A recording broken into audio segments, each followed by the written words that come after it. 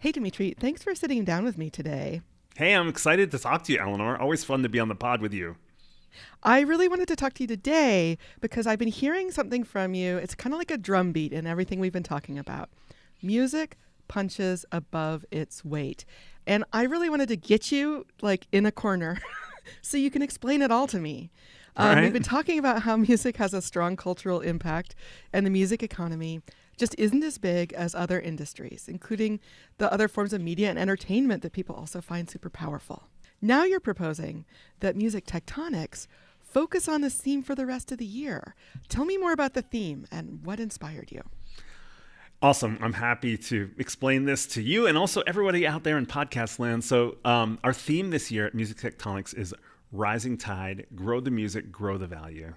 And, at Tectonics, as you know, Eleanor, we've always brought the entire music ecosystem together. Like it's around music tech and music innovation, but it really only matters if it's not in isolation, if we're all working on this together.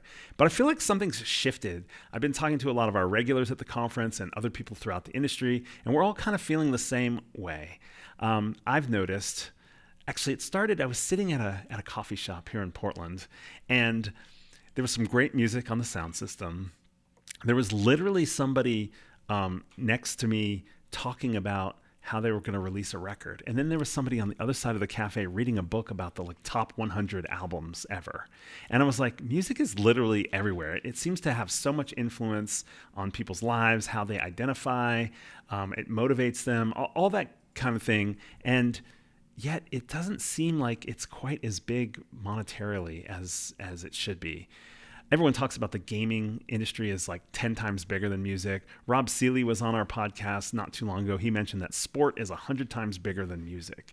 And it just got me thinking we all need to row in the same direction and focus on innovations that grow the value of music. So that's the whole idea here with the Rising Tide theme. Get everybody together. Let's all work on it together.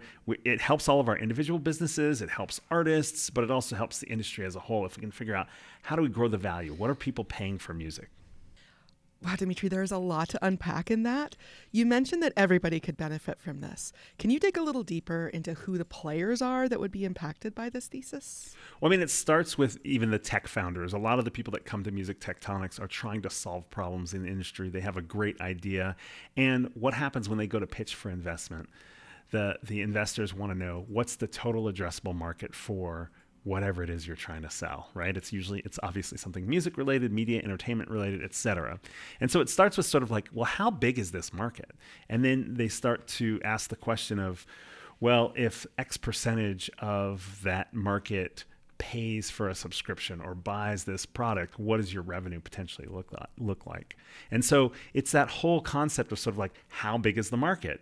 And so tech founders, investors, both of them are always talking about this question of sort of how big is everything. But as I said, we always bring the whole ecosystem together at Music Tectonics. So you've got record labels, publishers, managers, agents, anyone that's in the music space that's interested in innovation might show up. But of course, the value of the market is important to all of them. That's literally where they're deriving all of their revenue from, is how much people are willing to pay for music, recorded music, live music, tickets, all of that can go into the hopper.